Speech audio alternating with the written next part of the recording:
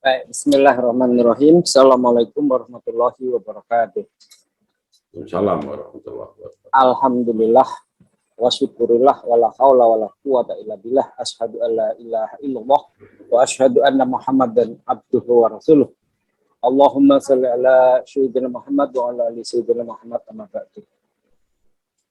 Alhamdulillah, syukurillah, terima kasih Pak Mangisti dan para jemaah sekalian, Pak Mukhlisin, Prof. Yin, Prof. Umi, dan lain sebagainya. Prof. Cipto Hadi juga. Siapa? Prof. Cipto Hadi. Prof. Cipto Hadi, ya. Saya lihat tadi ada Prof. Cipto Hadi. Pagi ini saya menyela untuk break membicarakan tentang megatrend. Sebenarnya megatrend itu masih belum selesai, terutama yang rumah sakit, karena rumah sakit ini masih ada pembahasan dan nanti akan sedang kita buatkan sebuah model rumah sakit digital di Surabaya. Nah, kemarin saya sudah melakukan meeting-meeting, pertemuan, dan sedang diselesaikan, sehingga kemudian saya break dulu untuk melanjutkan tentang rumah sakit digital. Nah, ada perkembangan yang menarik tentang bahasan kita yang sudah berkali-kali kita bahas, yaitu tentang cryptocurrency, khususnya rupiah cryptocurrency.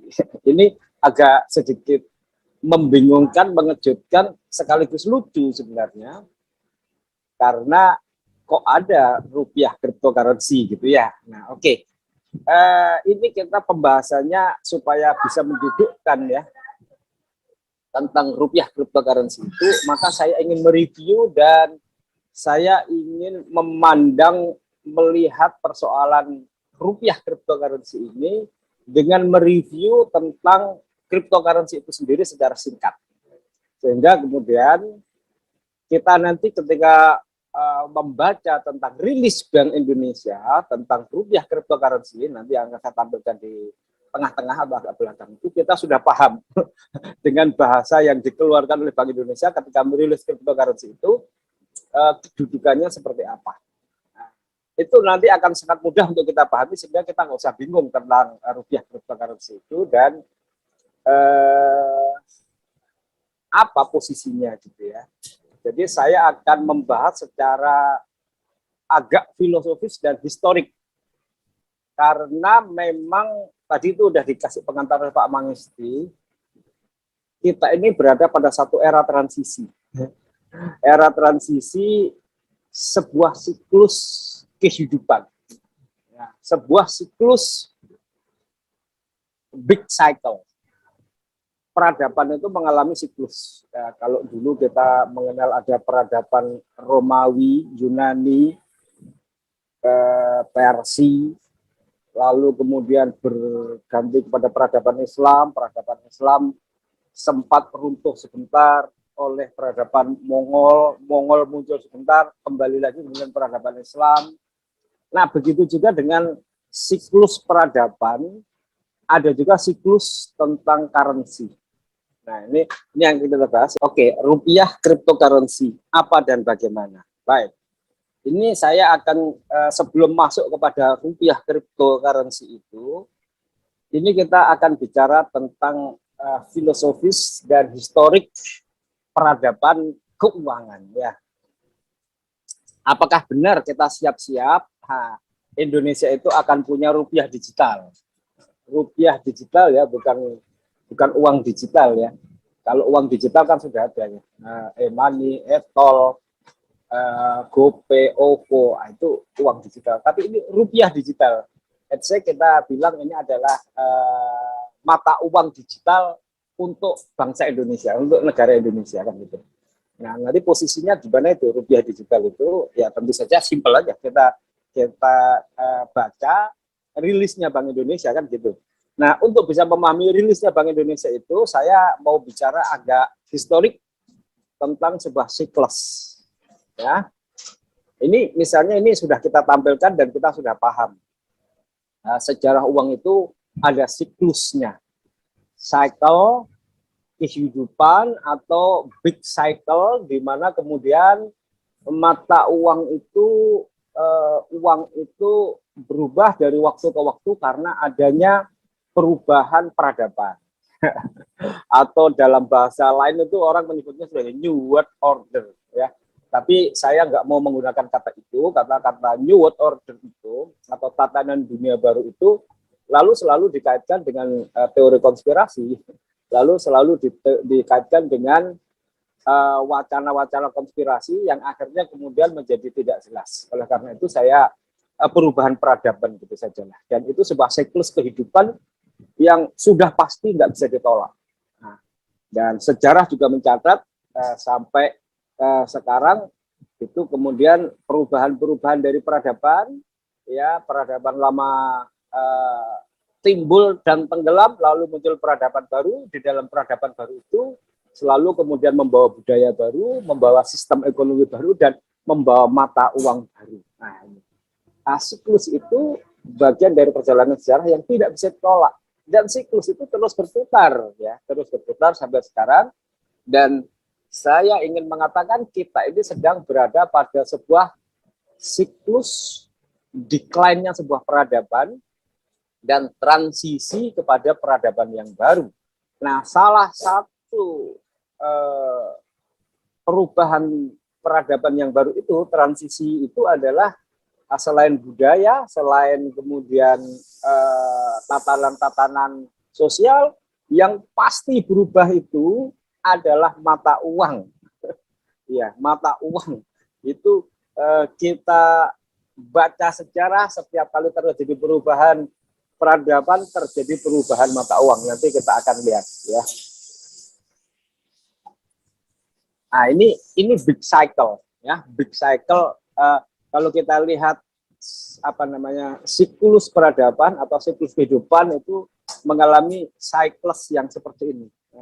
The rise, ya, jadi dia mulai rising, mulai muncul, kemudian sampai pada the top, lalu kemudian akhirnya decline. Biasanya ini siklusnya itu ratusan tahun, 100 tahun, gitu ya. Nah, sehingga kemudian kita akan lihat nih, siklus seperti ini sudah terjadi berulang-ulang terhadap peradaban dan juga mata uang. Nah, ini kita khusus akan melihat mata uang. Nah, dalam perubahan ini, transisi ini, saya sudah mengumpulkan berbagai data. Saya sudah mengikuti berbagai tulisan, paparan, ya, dari banyak sekali orang, baik dari dalam dan luar negeri, misalnya Pak Mardigu, kemudian Pak Gita Wirjawan, kemudian banyak pengamat itu mengatakan dolar ini udah pasti akan runtuh. Karena dia itu sekarang sudah berada pada masa decline. Jadi topnya itu udah lewat, sekarang dia dalam posisi decline, dan sekarang ini kita berada pada posisi transisi yang belum kelihatan apa mata uang yang akan menggantikan dolar. Apakah currency kripto, apa itu Bitcoin, Ethereum, Ripple, ya, atau mata uang yang lain seperti Yuan China, ya kan, atau mata uang yang lain. Yang jelas mata uang itu pasti akan dibawa oleh peradaban baru yang akan memenangkan, kan gitu. Nah, salah satu keruntuhan peradaban yang sekarang ini kan dilihat dari runtuhnya ekonomi, di mana kemudian sudah bisa kita lihat sekarang akibat berbagai krisis, kan gitu. Dolar ini pasti akan runtuh ketika dia mulai the rising itu kan 1944, ya, ketika perjanjian Bretton Woods, di mana kemudian setelah Perang Dunia Kedua Amerika itu berhasil membuat perjanjian di mana kemudian perjanjian itu menjadikan dolar sebagai standar cetak uang. Dolar itu kemudian pada waktu dicetak, maka semua negara yang ingin mencetak uang itu menyetorkan emasnya itu ke Fort Knox, kan gitu. Dan dolar itu kemudian menggantikan pound sterling pada waktu itu. Dan kemudian standarnya masih standar, dia dolar itu masih uang, ya, dia masih money, Nah, tapi kemudian orang nggak bisa membayangkan bahwa pada 1971 nih, yang namanya Richard Nixon ini, ya, Presiden Nixon ini mengumumkan dia melepaskan diri dari US dollar dari emas, ya, dan kemudian dia mencetak uang sebanyak-banyaknya, dan kemudian dia membuat program-program, ya, misalnya kita bisa lihat Marshall Plan, kemudian macam-macam itu, negara-negara itu asal dia menerima US dollar, dihutangi US dollar, dibuat proyek di sana, maka kemudian dolar itu justru menjadi mata uang dunia, jadi the rising. Nah, di tahun-tahun itu justru ketika kemudian dia melepaskan diri dari emas, maka resmi kan US dollar itu menjadi fiat money, uang yang tidak didasarkan pada emas. Nah, sekarang ini ada 775 fiat money seperti dolar itu. Karena begitu dolar melepaskan diri dari emas, maka semua mata uang juga sama. Kemudian dia juga mencetak aja, merebutkan kekuatan untuk kemudian bersaing dengan dolar. Sekarang ada 775 fiat money. Tetapi sejarah juga membuktikan fiat money itu semuanya mengalami kegagalan. Ya. Misalnya ada 21% karena hiperinflasi. Kemudian hiperinflasinya itu 20%, kemudian 21% karena perang, kemudian 24% karena kemudian mengalami reform ekonomi sehingga kemudian dilakukan perubahan. Jadi uang fiat itu terbukti dalam sejarahnya pasti gagal karena dia tidak ada standar underlyingnya. Jadi ketika kemudian mengalami satu masalah serius di mana kemudian terjadi ras, orang-orang itu menarik uang, maka tidak terjadi keseimbangan, uang itu menjadi nggak berharga. Nah, ketika uang nggak berharga, maka uang itu jatuh, fiat itu jatuh. Seperti US dollar itu menjadi berharga karena pemerintah Amerika mengatakan in God we trust, ya kan? Karena percaya.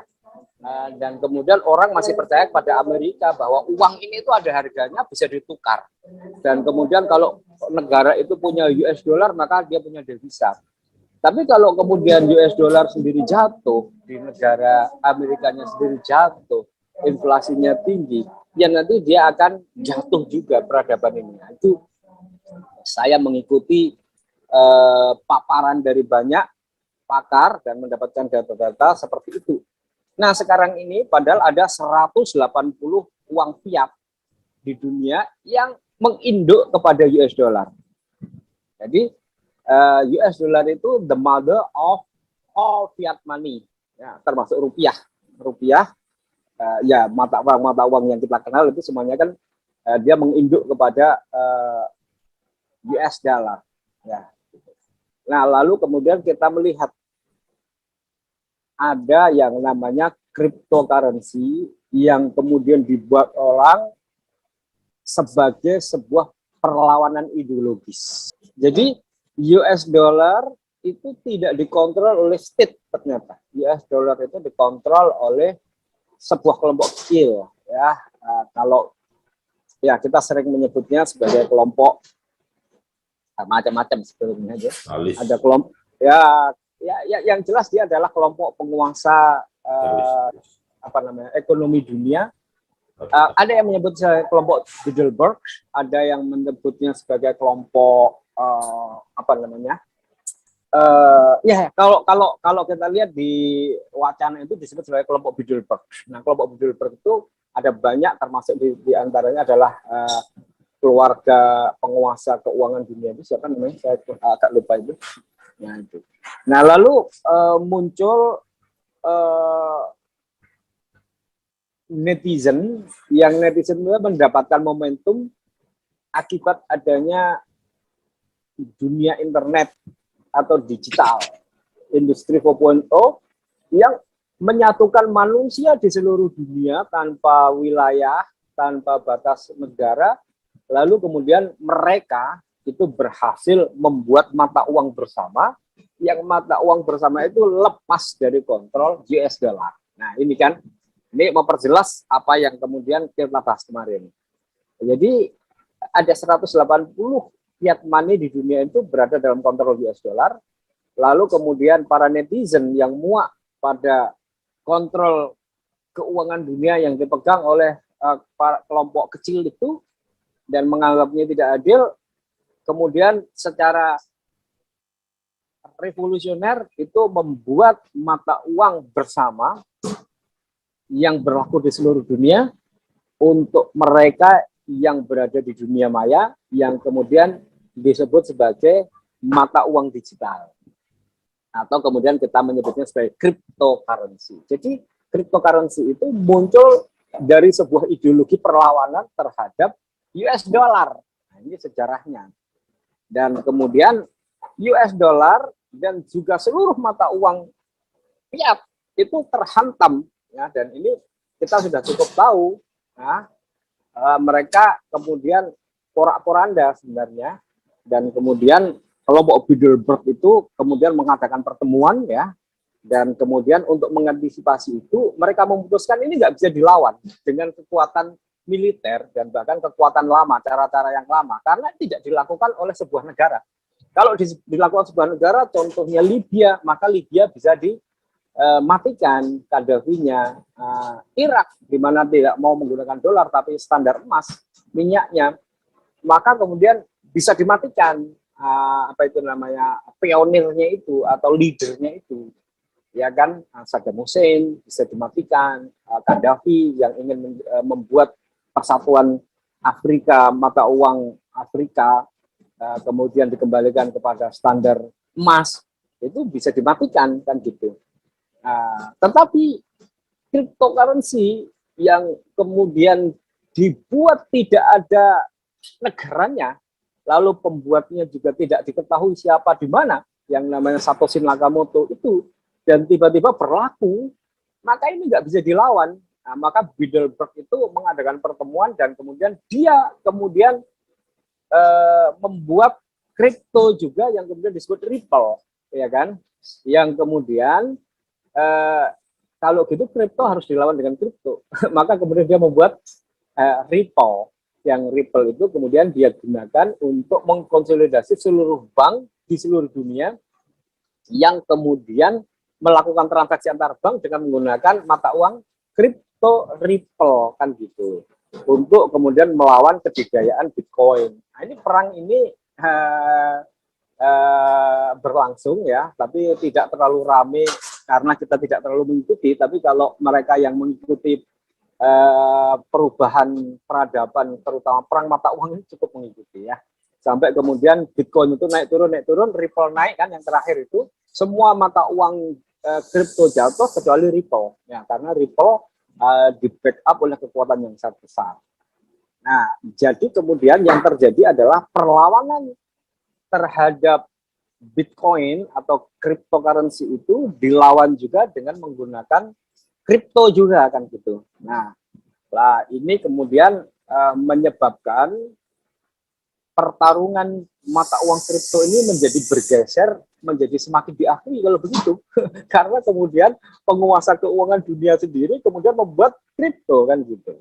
Nah, ini juga kemudian menyebabkan US dollar beserta seluruh fiat money yang menginduk kepadanya itu juga decline kan gitu. Sehingga pertarungannya itu kemungkinan the future money itu adalah kripto. Tapi kripto yang mana? Nah, ini sedang menjadi apa itu namanya, pertarungan yang belum selesai. Nah, karena kemudian kita juga masih belum tahu pertarungan antara yuan, pertarungan antara US dollar yang kemudian berubah juga menjadi kripto, lalu kemudian Ripple, kemudian muncul berbagai mata uang yang pada akhirnya semua bergerak kepada digital.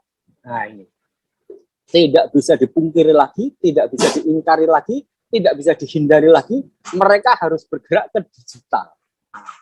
Dan kemudian ini tadi yang saya sebut dengan masa transisi, the future money belum kelihatan. The future money belum kelihatan.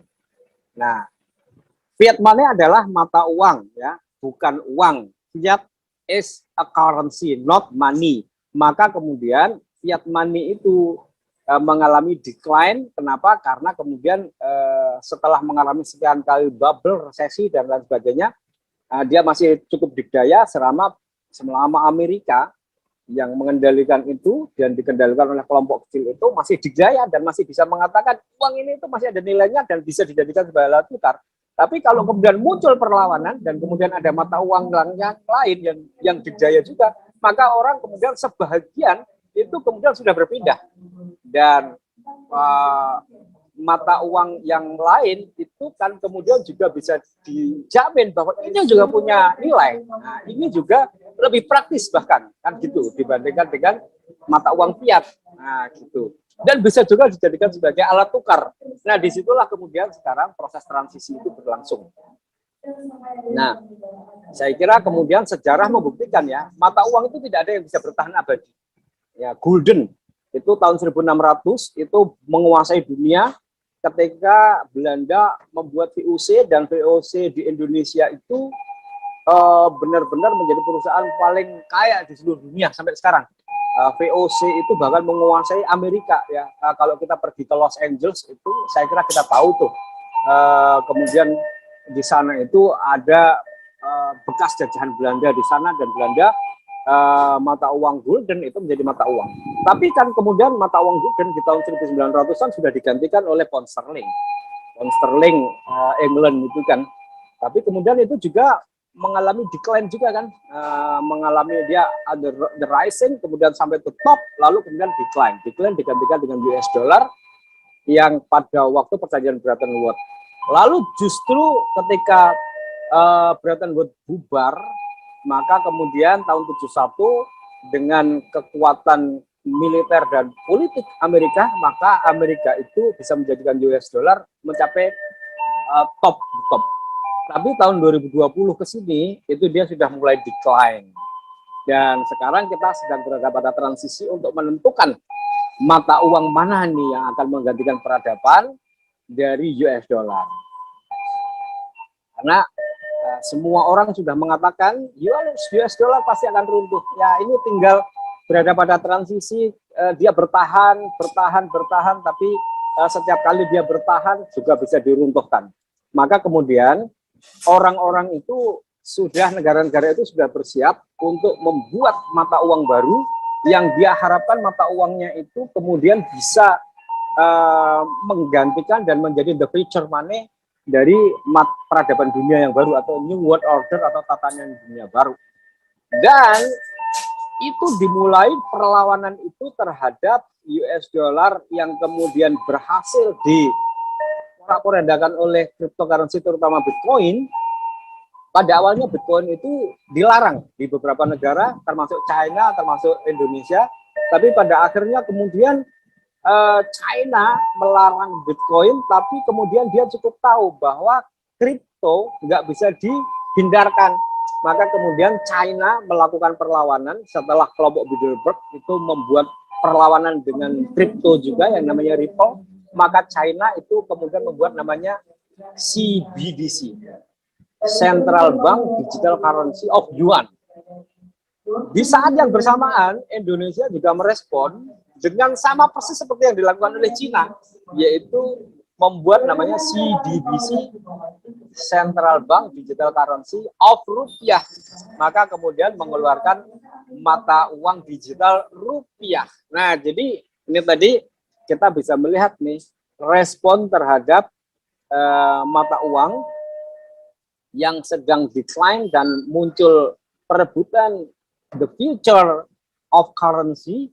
Itu kemudian ada banyak pertarungan, ada Ripple di kelompok Bilderberg, lalu ada Yuan di China, kemudian Indonesia ikut-ikutan China membuat rupiah digital. Nah, ini sekarang kita lihat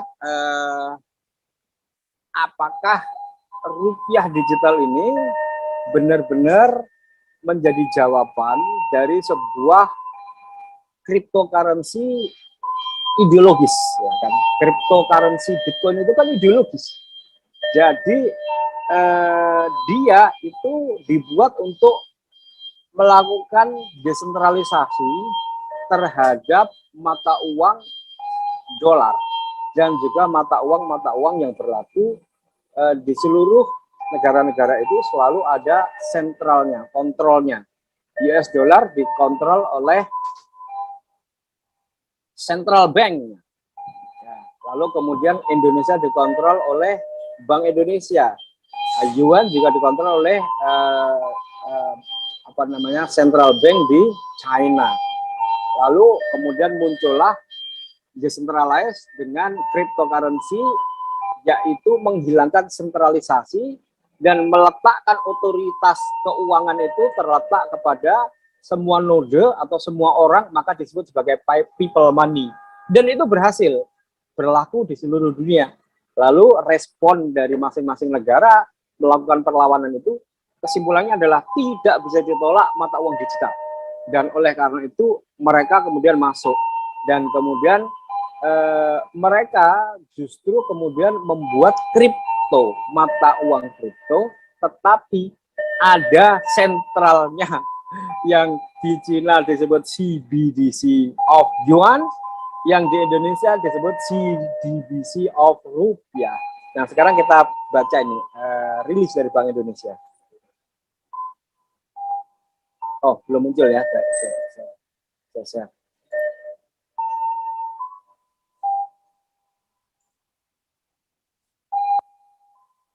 Oke, mari kita baca ya. Mari kita baca. BI mau terbitkan rupiah digital beda dengan uang elektronik. Nah, oke. Sekarang kita lihat nih. Bank Indonesia mengatakan terdapat perbedaan central bank digital currency alias rupiah digital dengan uang elektronik. Secara sederhana, uang elektronik didefinisikan sebagai alat pembayaran dalam bentuk elektronik di mana nilai uangnya disimpan dalam media elektronik tertentu. Ya, ini maksudnya kan kayak GoPay, kayak OVO, kayak Dana, kayak BCA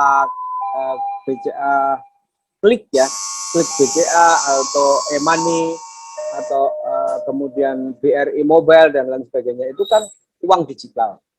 Uangnya itu sebenarnya ada cash, tapi kemudian kita simpan di satu bank, lalu kemudian banknya itu mencatat dalam sebuah catatan digital, lalu catatan digitalnya itu dibuat dalam bentuk aplikasi, lalu kemudian aplikasi itu kita miliki, baik bentuknya itu digital aplikasi maupun kartu, misalnya kayak e-tol, e-money, lalu itulah uang elektronik. Jadi uang elektronik itu sekedar uang rupiah tapi berupa atau berupa elektronik. Nah, sekarang digital rupiah apa ini? Pengguna uang elektronik harus menyetorkan uangnya terlebih dahulu kepada penerbit dan disimpan dalam media elektronik sebelum menggunakan untuk keperluan bertransaksi. Ya, itu tadi yang sudah saya jelaskan. Sementara CBDC, Central Bank Digital Currency, adalah uang digital yang diterbitkan dan peredarannya dikontrol oleh bank sentral. Ini yang menurut saya lucu, ya kan? Nah, lucu, kenapa? Karena cryptocurrency itu ya secara ideologi diterbitkan untuk menghilangkan bank sentral. Jadi tidak ada yang bisa mengontrol uang itu. Karena kalau ada yang bisa mengontrol uang itu, maka berarti ya fungsi dari perlawanan ideologis itu nggak ada lagi. Kenapa? Karena letak otoritasnya kembali lagi kepada bank sentral. Jadi ini simpel, bisa kita lihat. CBDC ini adalah sebuah policy dari pertahanan sebuah fiat money yang sedang decline. Karena untuk mempertahankan diri, fiat money-nya ini supaya masih tetap digunakan, maka fungsi praktis yang ada di kripto itu kemudian diambil, tetapi kontrolnya ada di bank sentral gitu. Jadi ini sebenarnya dalam bacaan historical sejarah, ini hanya sebuah proses pertahanan diri dari sebuah mata uang yang sedang decline, di mana supaya kemudian dia masih bisa mengontrol ya, dalam sisa-sisa transisi. Dan ini ya kemudian dikontrol oleh bank sentral dan digunakan sebagai alat pembayaran yang sah untuk menggantikan uang kartal. CDBC akan bertindak sebagai representasi digital dari mata uang satu negara. Oke. Jadi dia hanya berlaku di satu negara saja. Dia tidak berlaku di luar negara itu. Jadi ini sudah berbeda dengan ideologi cryptocurrency yang diciptakan di mana orang di seluruh dunia tanpa batas negara bisa menggunakan. Jadi ini sudah bukan lagi cryptocurrency ideologis. Dia lagi-lagi saya hanya ingin mengatakan sebagai sebuah pertahanan diri karena cryptocurrency yang berlaku di seluruh dunia itu memang memiliki kepraktisan dan kemudian memiliki keunggulan. Lalu kemudian mata uang fiat itu kemudian bertahan dengan kemudian mengadopsi digitalnya, tapi kemudian dikontrol melalui bank sentral, gitu ya. Nah,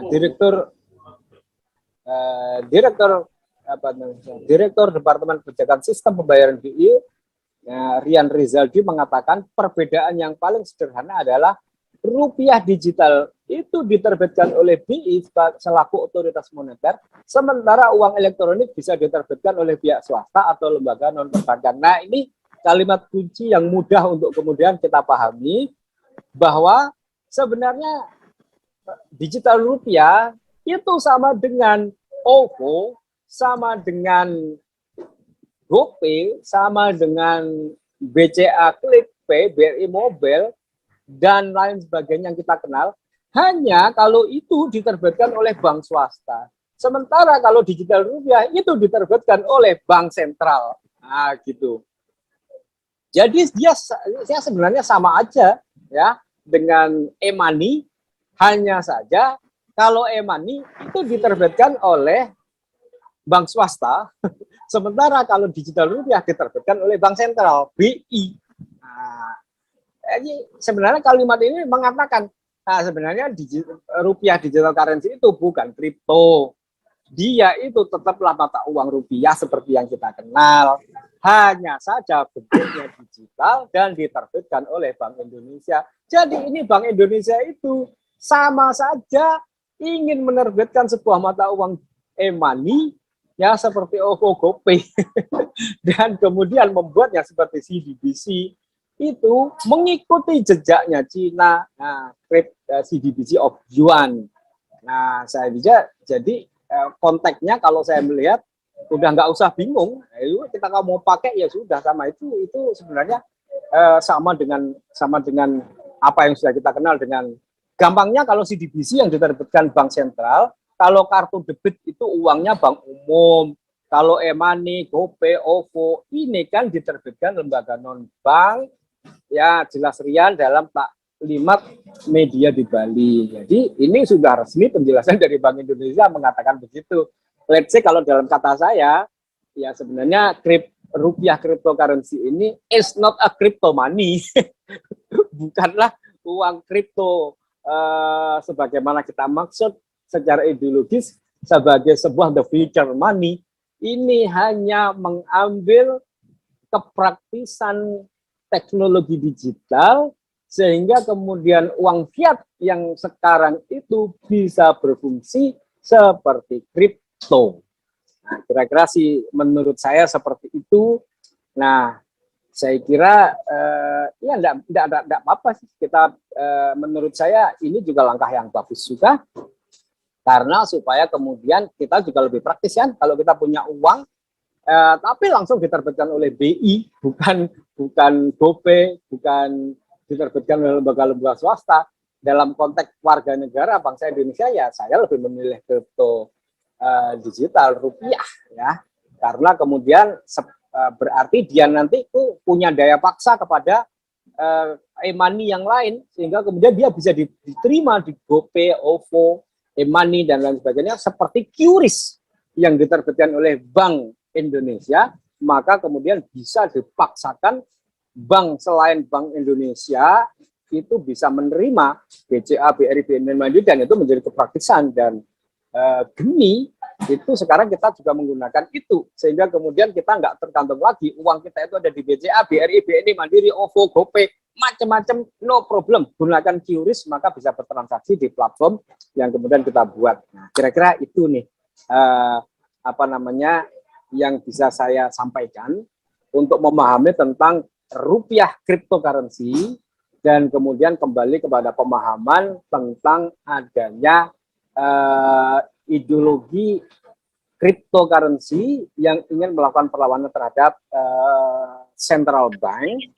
Nah, ini saya hanya mengatakan rupiah cryptocurrency ini hanya bentuk perlawanan untuk mempertahankan diri karena ada serangan dari kripto yang berideologis. Jadi ini bagian dari transisi ketika dunia belum menemukan mata uang baru sebagai pengganti terhadap fiat money yang dikuasai oleh US dollar yang sedang decline. Jadi, kembali kepada bahasan kita tentang rupiah cryptocurrency. Rupiah cryptocurrency is not crypto money. Ya. Yes. Jadi Yes. dia sebenarnya hanya rupiah yang diterbitkan oleh Bank Indonesia yang kemudian fungsinya seperti e-money. Itu menurut BI. Jadi saya kira ya ini bagus-bagus saja. Kita bisa gunakan sebagaimana QRIS.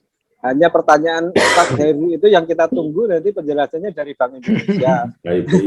Apakah rupiah digital ini diterbitkan dengan underlying rupiah atau printing money baru? Itu aja pertanyaan kita. Terima kasih. Assalamualaikum warahmatullahi wabarakatuh.